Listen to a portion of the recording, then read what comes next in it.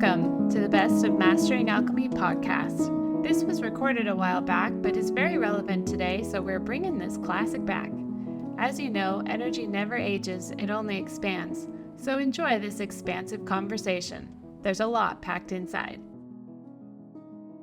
Hello, welcome. This is a very interesting time that we're in, and this shift of consciousness that has been unfolding for really quite a few years in the making. And then it's as if the button was pushed, the go button, pretty much in 2012. And that process then began to engage a really interesting shifting in consciousness. Although as people kind of watch this shift, they view it from a physical standpoint or an economic standpoint or relationship standpoint. How is it affecting me standpoint to a great extent? But there is a series of underlying experiences that are unfolding, and those experiences are very spiritual experiences. That doesn't mean anything to most people. It's a concept, it's a set of words. So what is a spiritual shift in consciousness? The reason that most people can't hear that or aren't even interested in that is because of the makeup of how they move around in their day-to-day activities, you and me, just moving around, what's important, what's not important. One of the pieces of this shifting consciousness that is now becoming very visible to you is that there is in this shift of consciousness, you really are going from one level of awareness that has had separation and limitation and fear as defining characteristics to that state of being. Pretty much everything we know growing up. And if you stop right there, it's becoming even more apparent, these levels of fear that are being generated around the world.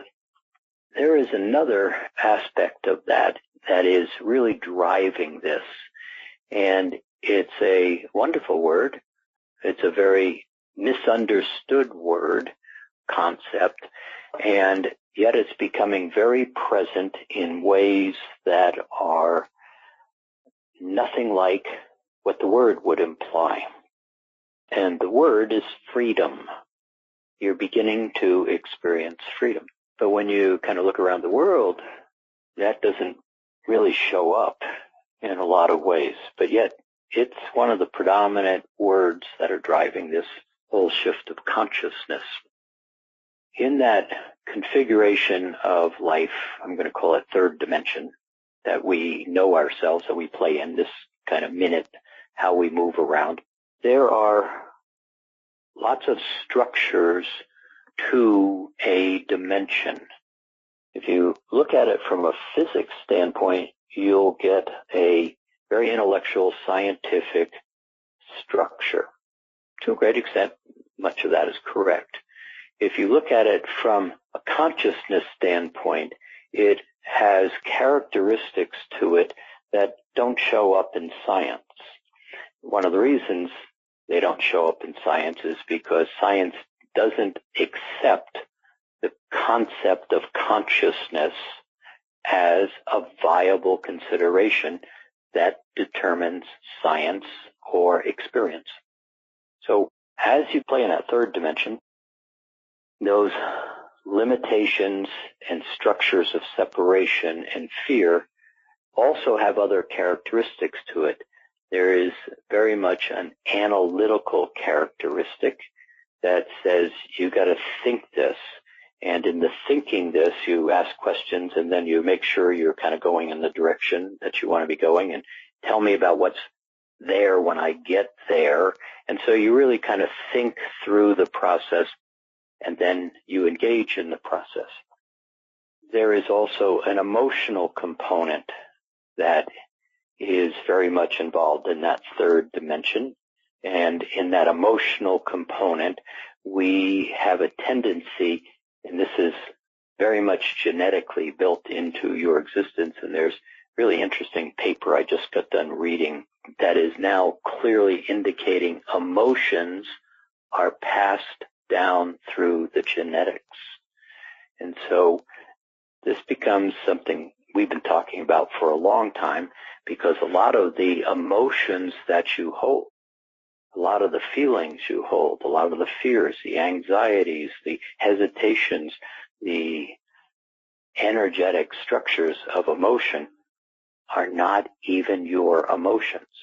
And yet we build our whole life around those emotions, or this is my truth. This is how it works. I know it's my truth because I feel the fear. I feel the anxiety.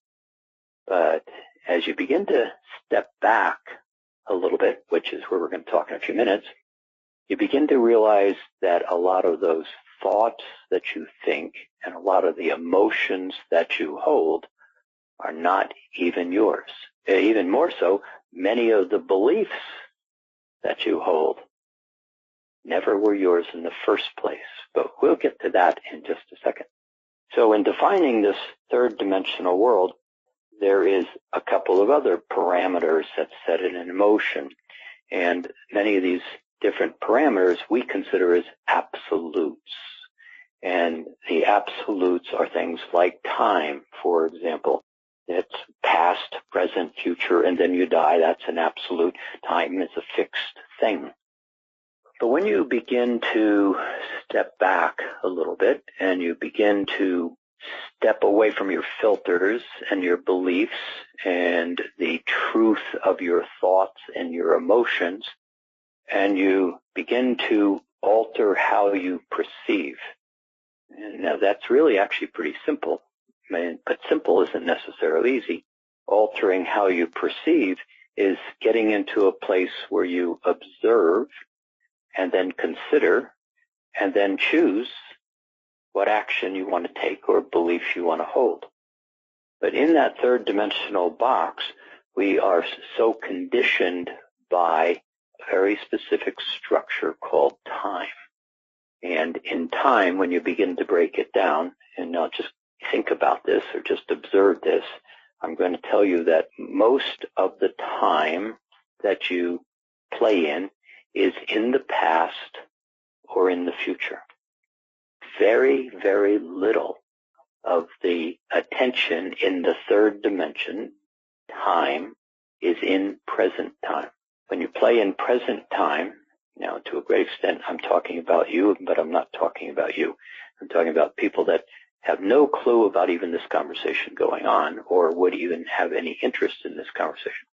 But when you play in third dimensional time, time operates in a reactionary state of existence, which means, oh my God, this wasn't supposed to happen. You're in present time and nothing else is going on except that present moment. In that third dimensional space, we have a lack of understanding about emotions and thoughts. Now I'm kind of setting up where this shift is going. In that third dimensional space, we have an experience in our past that we don't like, or we get caught, or we get embarrassed or humiliated, we get accused, we get judged, we get told we're not okay. And we don't like that very much. It doesn't feel very good. It's surprising. But what happens is you usually tighten up when you get into an awkward situation and begin to be protective or defensive or reactionary in that space. Kind of natural way of existing in that third dimensional space. But what happens is then that moment ends. That present time moment becomes a past present time moment. What we do at that point is now we are in a new present time moment, but I'm still feeling what just happened 5 minutes ago. And I start thinking about how I justify myself, how I shift it, how I change it, how I make it okay because I don't like how this feels to me. And then we step into another present time moment, and pretty much the event drops into the past. But in that process of this present time moment, I'm still very conscious of how I felt in that past present time moment. So one of the things that I do is I say, I didn't like that. I hope I never have that experience again. And so therefore, I'm going to kind of put a big red flag out in my future saying danger. If that kind of event ever happens to me again, big red flag. Tell me this is going to happen.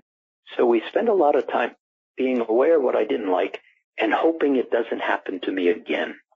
In that past and future space, it gets down to very simple little things. What would you like for dinner? You look into your past and you think about what you might like, and then you say, tonight I'd like to have spaghetti. So as simple as that is, it's a set of structural patterns of how we perceive the world in past and future. Now, just to give a little bit of more of a box to this, there is another dimensional space called fourth dimension. Fourth dimension is not physical. It is mental and emotional predominantly. A lot to be said about that, but it's another day.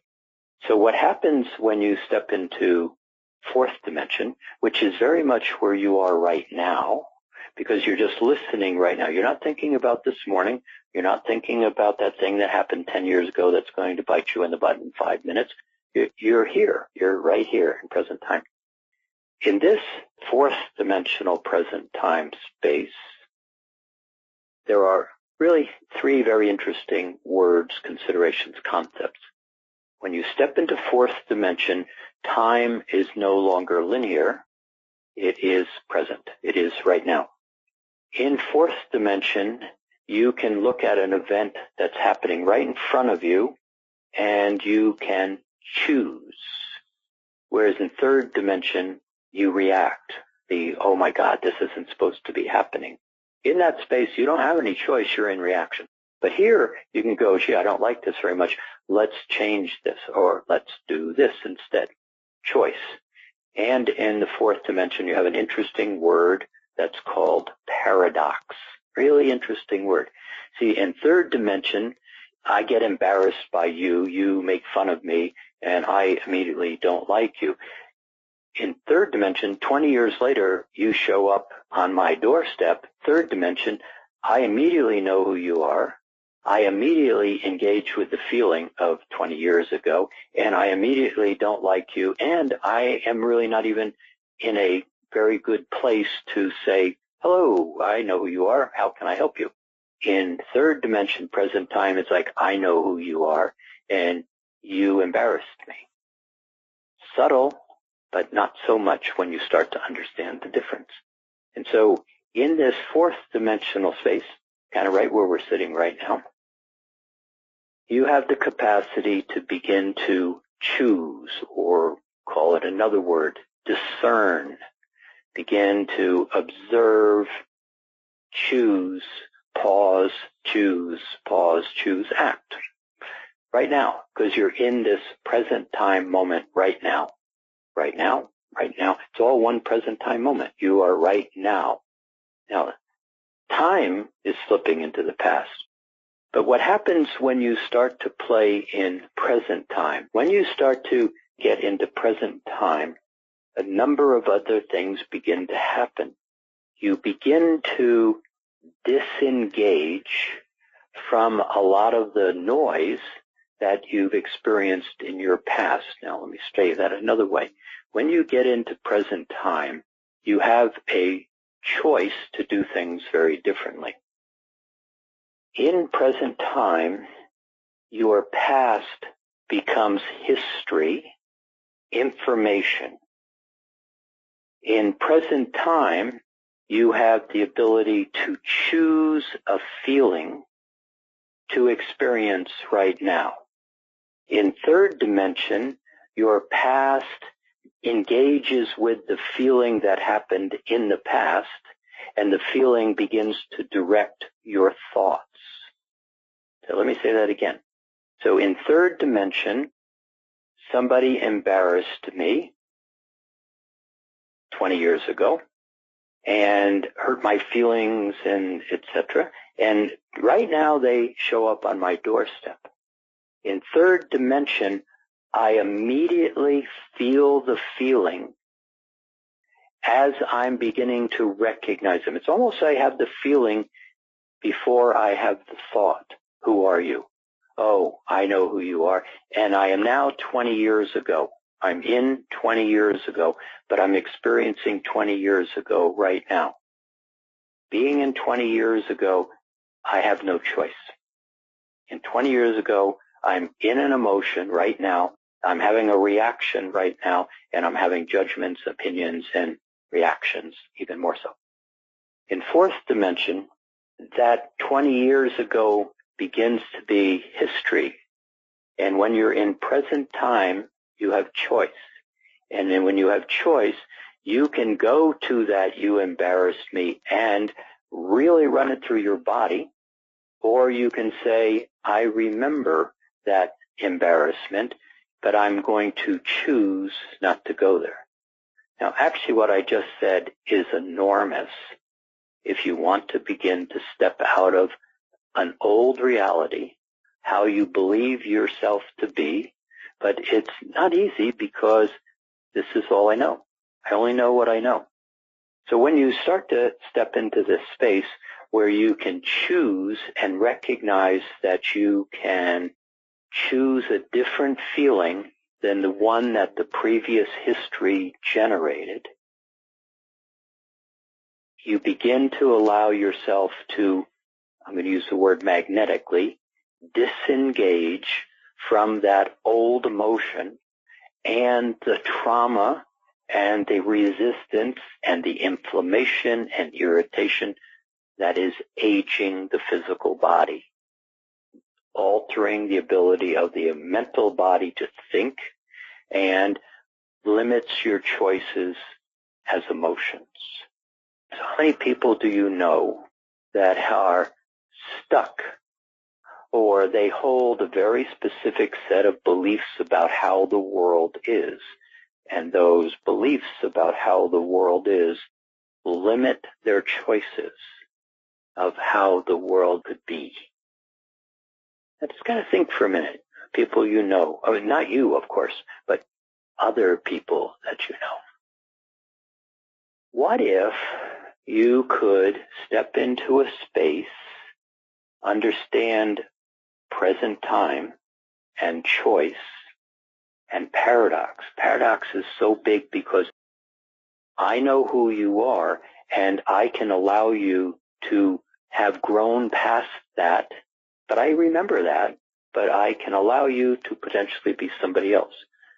The minute I can allow you to be somebody else, I can allow a circumstance to be something else, I can allow a past experience to maybe not have occurred the way I have believed it to occur all these years.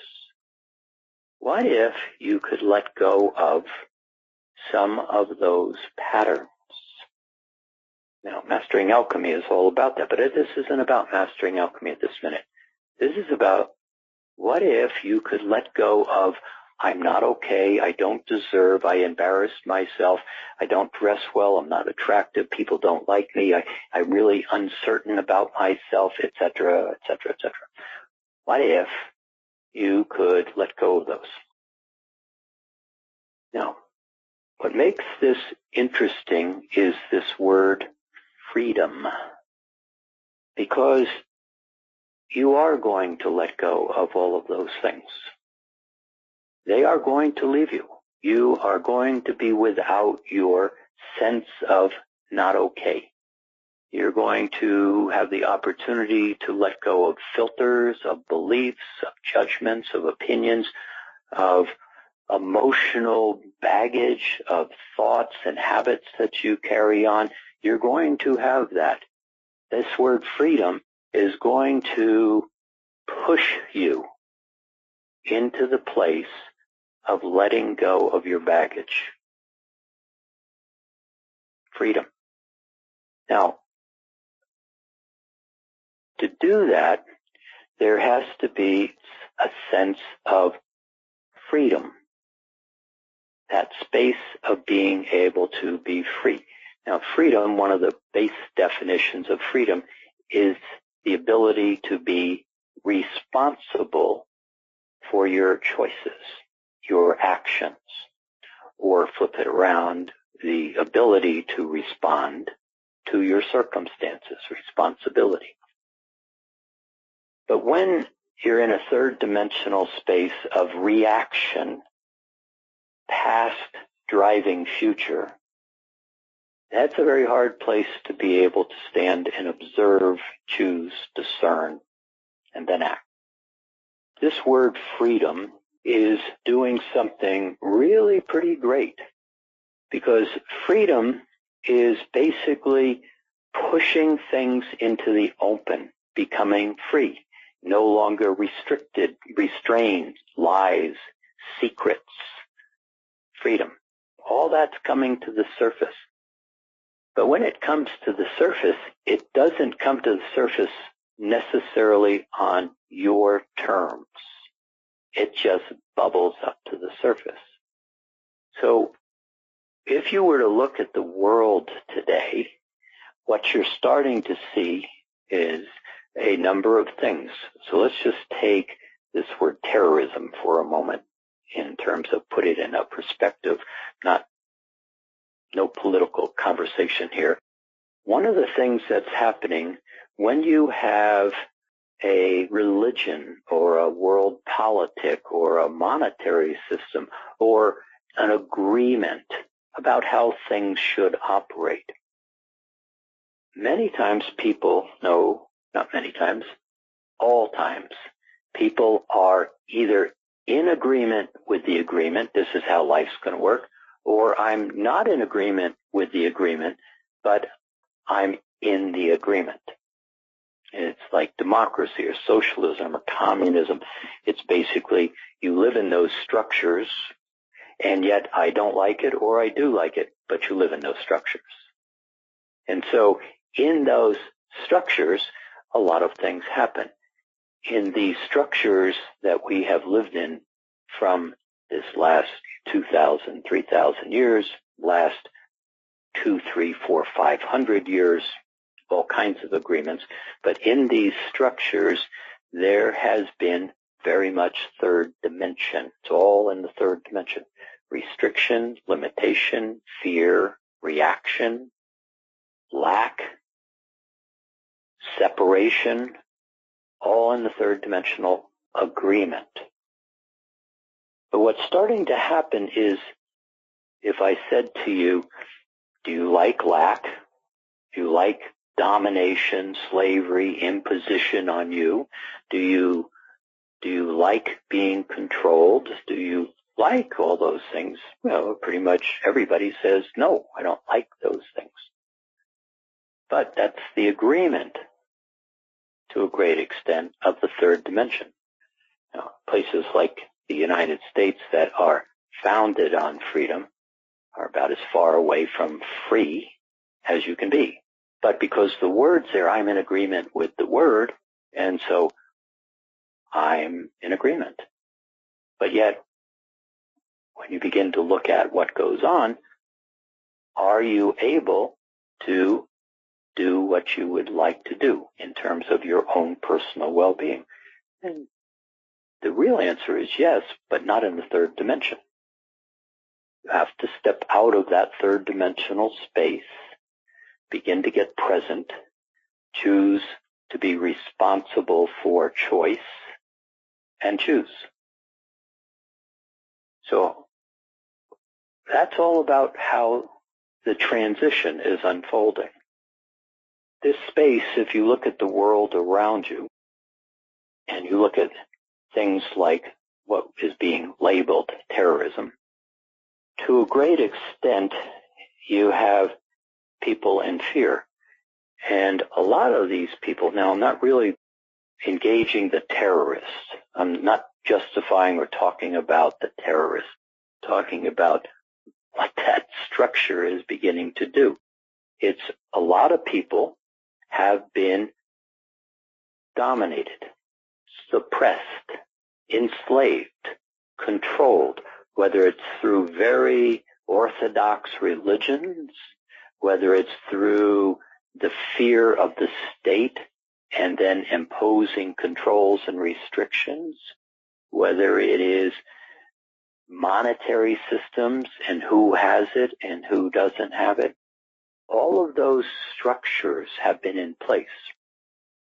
When this shift of consciousness, which is delivering freedom, is now beginning to pull away a lot of the threads, the controls, the dominations of the third dimension, thank the internet to a great extent, wonderful invention, but it created freedom. Cell phones, freedom, choices, opportunities began to expand. In that level, you are watching an entire compressed, depressed, imposed upon structure of human spirituality beginning to find its way into freedom.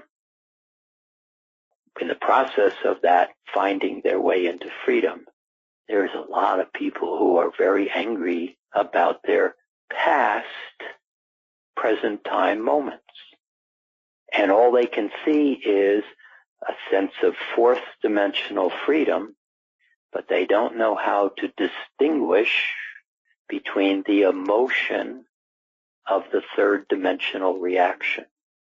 Now, I'm saying a lot of things, trying to be very simple, but when you begin to have a reference to a past, present time moment, the person who embarrassed you stands on your doorstep right in front of you. If you can take a breath and observe and recognize, this is my doorstep, this is somebody I remember from 20 years ago, and they did this thing to me, how do you choose? Do you punch them out? Do you scream at them? Do you throw them off your porch? Or do you simply say, yes, I remember you. Come in, have a cup of tea. Who are you today? More often than not, that person walks in the door and says, I stole from you 20 years ago. I lied. I embarrassed you. I didn't know how to get out of it. My life has been terrible this whole period because I don't know how to get out of that stuck place I created for myself. And I'm coming here to apologize. Do you punch them out? Do you throw them out? Or do you say that must have been very challenging for 20 years living in that lie? Yes, it was. So how do you choose? Now, this shift began, the go button happened in 2012. 2013 was really slow. Nothing much happened. It was kind of the computer was rebooting. 2014, it really said, okay, let's start to engage. But 2015 has been fully engaging. And it's just been going into motion. 2016, 17, 18, 20, 25 is all about right where I just stopped talking. How do you choose? Third dimensional fear, reaction, past, future, the whole process of stirring that pot. This is just the unfolding of a letting go of the filters, the reactionary states, the wounds, the anger, the resentments, all beginning to be freed, coming to the surface. And so you have a world that is on the edge with so many tipping points. But what really begins to make an interesting shift in all of this is, how do you choose? Now, I say that from this standpoint because having observed this from this place that I'm pointing to, you're going to find that 90% of what goes on in your reality has nothing to do with you at all. Nothing.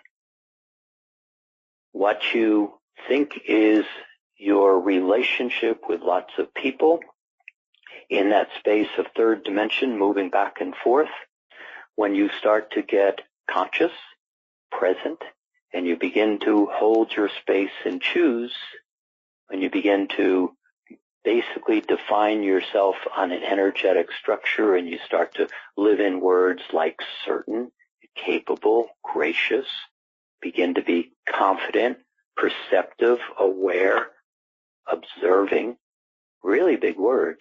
They change the whole dynamics of your thinking, your emotions, and your physiology, as well as your nervous system. Simply take a breath and find the feeling of certain. And just choose the feeling. Let the feeling come to you. What if you could, try it, see what happens. One breath, certain. Do you not tie your shoes? Are you sure? Are you certain you know how to tie your shoes? Yes, I'm certain. That level of feeling that's certain pulls you right into a present time space. In the present time space, you have choice. In a past and future state, you have reaction. The world is moving into freedom, and all of the baggage is beginning to bubble up to the surface. It's not predictable. It's not going to happen in any clean, defined way. But what is different about that statement is, how do you choose? You see, if you can hold certain, capable, gracious, present, observing, confident, stay on your side of the rose, be within the energy field of an elevated fourth and fifth dimensional vibrational field, what happens is the world that you're watching moves past you. It has no reason in many ways to even see you, and there's no reason for you to stick your finger in that light socket over there, because what also happens as you begin to choose to step into a fourth and fifth intentional space, you also have a lot of that baggage. But in the process where the world in its reactionary state is experiencing in reaction the baggage coming up, one of the things that you have the capacity to do is begin to choose whether that baggage has anything to do with you in present time. It becomes very fascinating how that old experience of embarrassment of 20 years ago, person standing on my step, all of a sudden you realize that has nothing to do with me anymore. There is a person standing on my step, but you begin to simply, in present time, when that baggage comes to the surface, it has nothing to do with you at all. Nothing to do with you. Now, many will argue with me right here, and I've watched it, and I'll be more than happy to hear the arguments, and I'll say, well, what about this, and what about this? And pretty soon, it's not there anymore, because it had nothing really to do with you. But we have these beliefs that says, well, yeah, but you don't understand. They did this, and if this hadn't happened, I would be, yeah, I understand. But that has nothing to do with you today. When those patterns start to be electromagnetically dissolved, neutralized, short-circuited by you simply being in present time,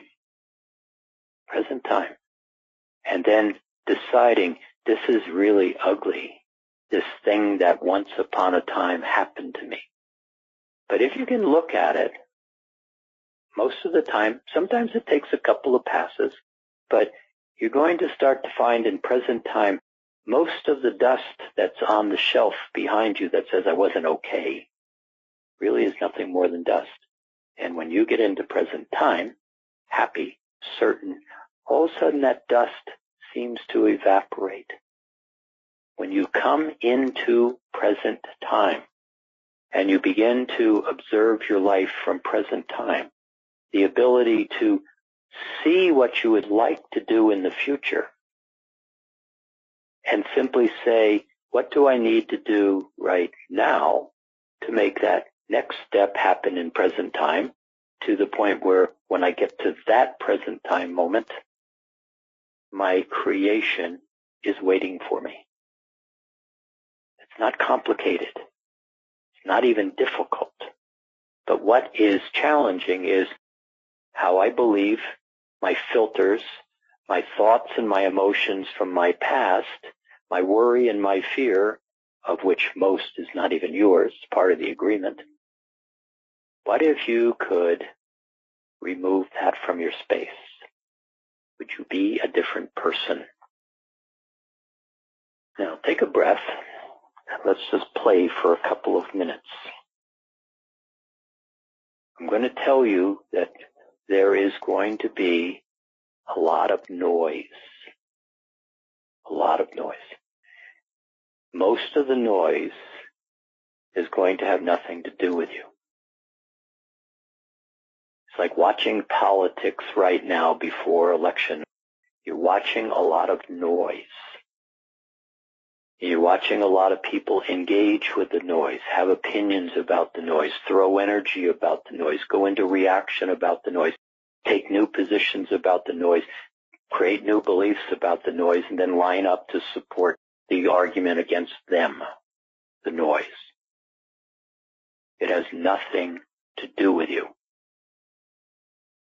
You may even be part of the noise. You may be in agreement with some of the noise. But if you simply stop and look, how is that noise in fact affecting your daily life? Now, sometimes it does.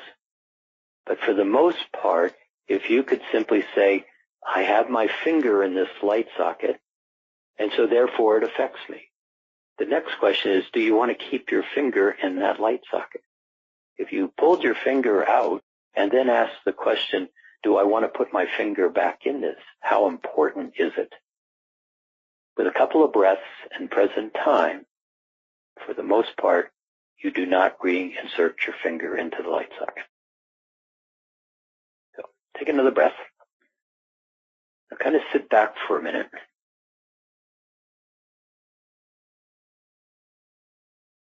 And just 2, 3 smooth, kind of connected, as we do all the time, in breath, out breath.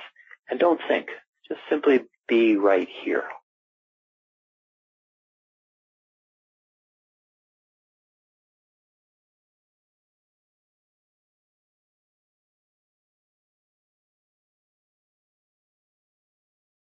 Now let me see if we can create a sensation and an awareness. What I'd like you to do is just kind of look around your room.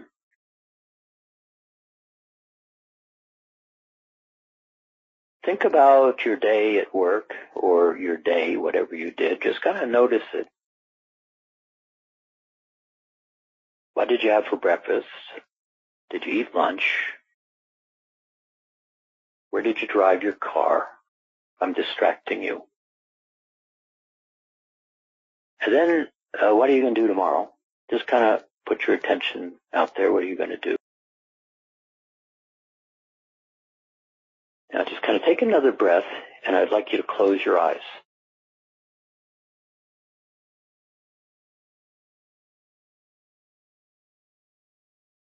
We're going to do this in 2 parts. Would you be aware, just be aware your eyes are closed and you're basically looking at darkness. Just the darkness. Just kind of notice it. Now have a sense of that. Just an awareness. No plus or minus, just an awareness. Now open your eyes. Take another breath. And then same awareness, just close your eyes and kind of be aware of the darkness.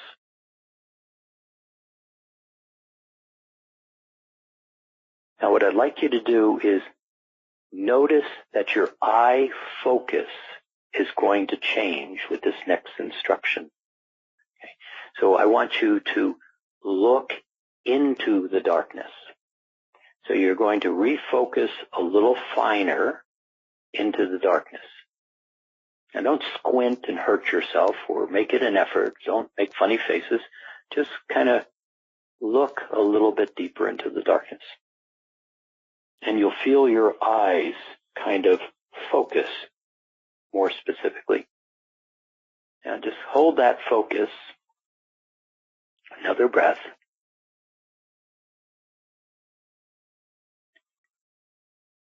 And then notice this feeling compared to that more broad awareness of the darkness. Now don't make a decision, just notice this feeling a little bit more focused. Now I'd like you to look deeper into the darkness, or that's right there. Just kind of see in it and have an intention. This isn't just darkness, but look a little deeper without squinting or hurting your eyes. And in a way, have an expectation that something's going to appear here. Now, don't make it a big deal. Just allow that concept of expecting. And then look just a little bit deeper. As if maybe something's just going to come around the corner. And breathe.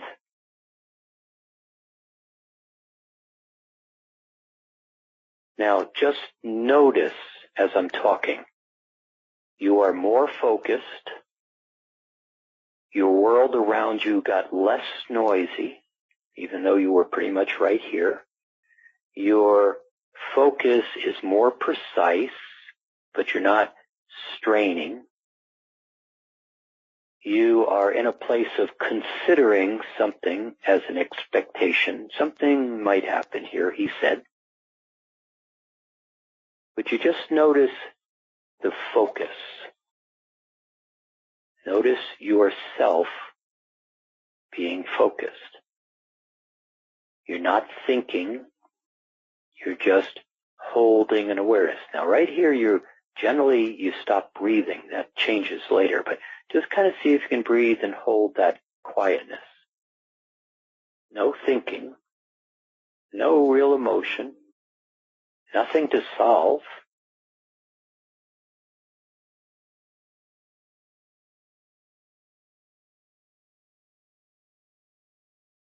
Now, probably there's a sense, if you just be aware, of leaning.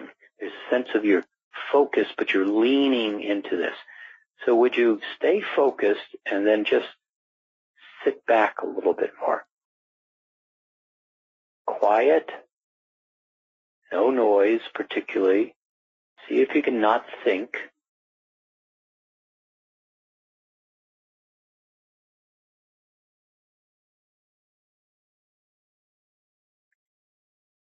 Now, I'm going to ask you to just simply without thinking, let a feeling of happy just appear in the body.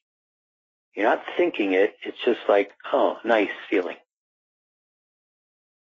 Very soft. Now, would you find neutral, meaning I'm not happy anymore, I'm not unhappy, I'm just kind of not holding my awareness in my emotion, unhappy, I'm neutral. Now the breath.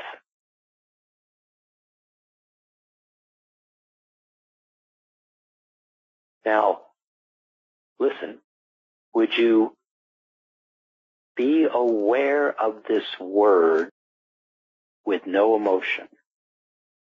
And we're going to play here. Would you be aware of anger? Now, did you have a inkling of a feeling? Did you, in order to know anger, you had to feel, just touch it, just a little bit to identify it? There's no right or wrong, just notice. would you be neutral again?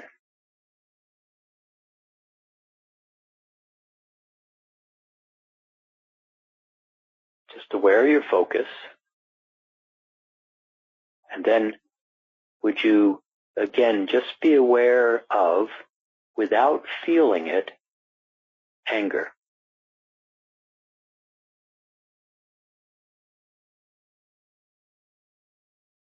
Now, would you just touch anger? Would you just go, oh, I know what that is? So all you're doing in a way is having a memory and drawing the memory as an emotion to you. Just very soft. Yeah, I don't like anger. That's what it is. So, okay. Now, would you let go of anger? Be neutral again. And notice if that was a little easier this time. You're just having no thought. You're in that focused space. Again, just look into the darkness, kind of focus in a little bit more. Bring your focus into a clarity. And then would you, again, I'm going to give you 2 words, and would you have an awareness of the emotion, just as if you're just lightly touching it, of these 2 words? Would you be aware again of anger? Just kind of let it be there. And then would you be aware of disappointed, just lightly? So we're going to take a look at disappointed and anger. Now, you're not analyzing them, you're just observing them, and with a little bit of a feeling. Somewhere in your life, just hear this, there is a place where you are angry. Something happened. They did this to me. You know, she did, he did, they did. Just don't go there. Just, there's a place. Do you like that awareness when it pops up occasionally? And generally the answer is no, I don't like it. Does it serve you? Does it have value in your day-to-day experience? Does it allow you to look at a situation where that might come up and be objective or choose alternative opportunities? That one moment where you're angry. Now, you're just looking at it. We're being conscious of something in your past in a present time moment. Now, would you look at that moment, just kind of be aware of that moment, and would you kind of be aware of the level of anger? Now, don't feel it. Just kind of, is it really a lot? Or is it kind of just like really irritating? Is it annoying? What kind of level of anger would you call that?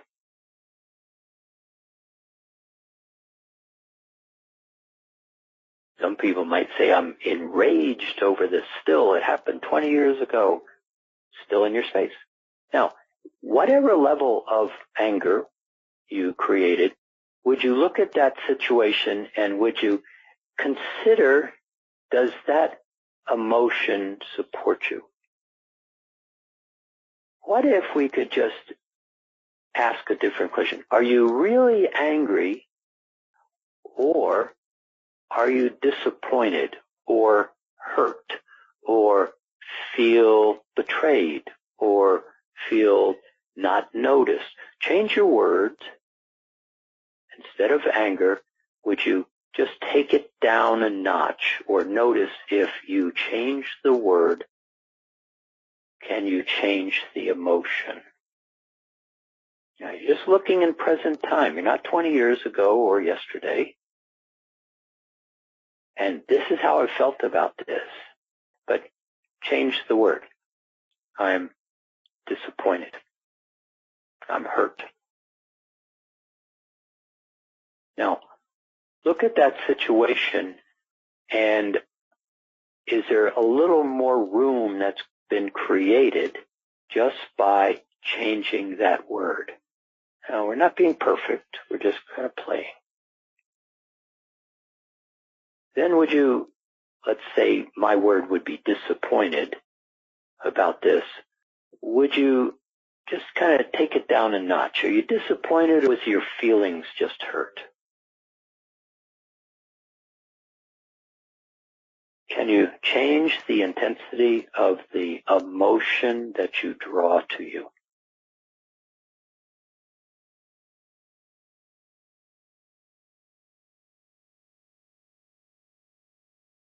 Now, can you look at that situation again? And can you add a one notch down? Is there another word that you can add that replaces your last word? Can you look at that situation and can you get even a little bit less engaged? Because anger is very magnetic. It just bonds to you. So less engaged. Take another breath.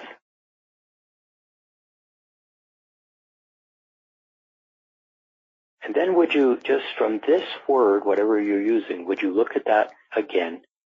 And would you just ask yourself, is holding on to this valuable for me in the way I want to live my life right now?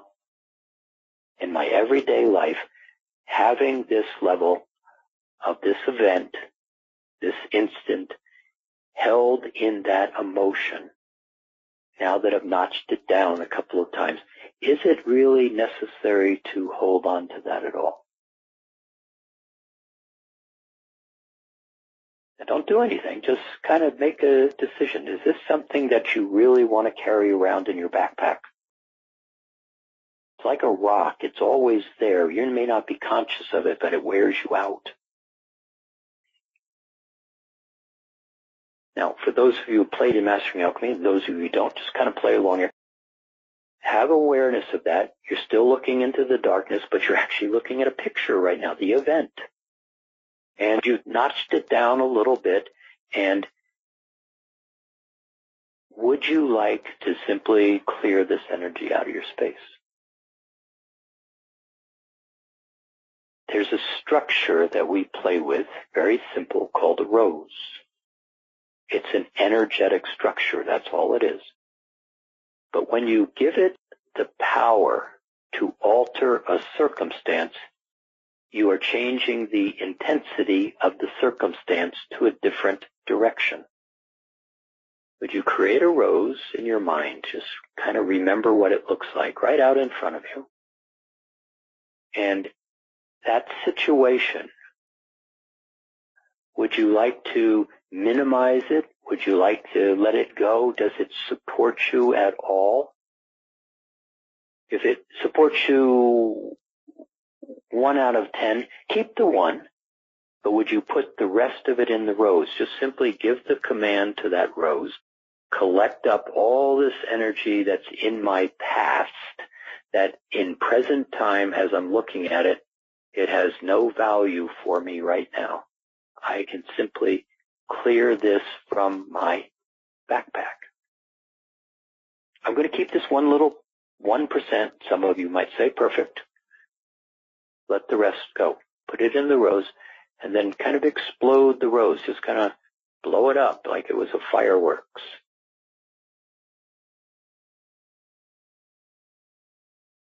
And then would you, right where you are being conscious looking into that darkness with your eyes closed, would you simply decide, make a decision, without this, how would I like to feel?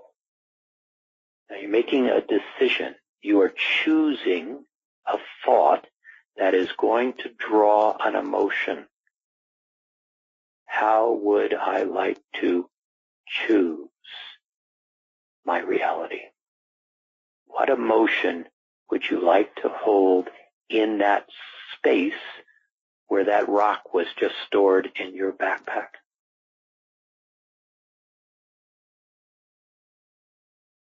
Certain, capable, empowered, pleased with myself, comfortable, quiet, pick a word, and then feel the emotion. And would you let it be in your body? Draw it into the body, the emotion. But watch, don't think it into the body. Draw it into the body. Feel the emotion in the body.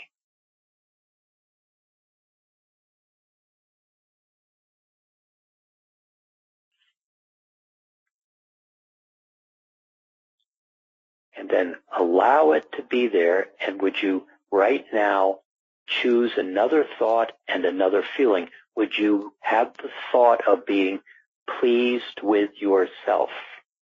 Just do it. I just accomplished something. I cleared something from my space. I'm pleased with myself.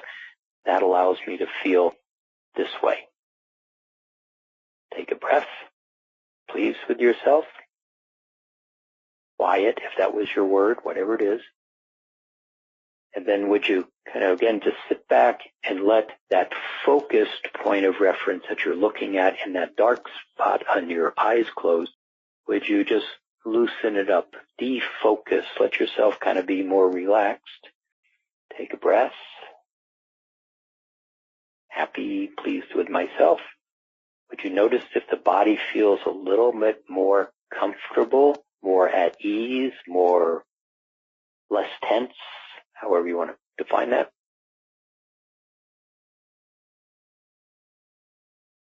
And then would you breathe your eyes open, being pleased with yourself? Hold it as you open your eyes. I like me. I'm pleased with myself.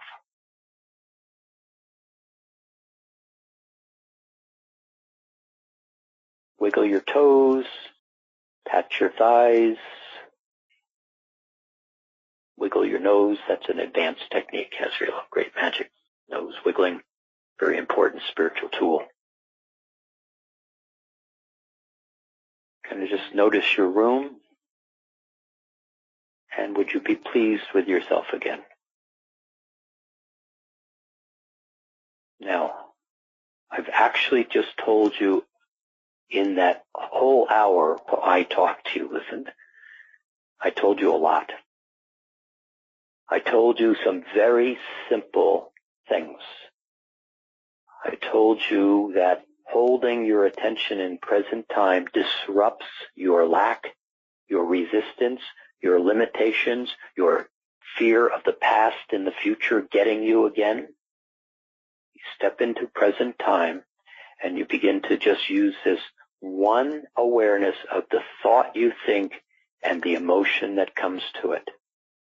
And if it's not the emotion you want, tune it down. I'm angry. Well, okay, but I'm unhappy. Okay, what's unhappy? I'm unhappy. I'm disappointed. Okay, I'm disappointed. I'm disappointed and I'm sad. So just chunk it down by following it intentionally. And then simply decide, this doesn't support me. Let it go. If you can play right here and become very conscious of this little simple awareness, you're going to be very different than you would have been otherwise. One of the things that I'm aware of is mastering alchemy is about teaching these tools and many more so you can stand in the middle of all the noise and it has nothing to do with you.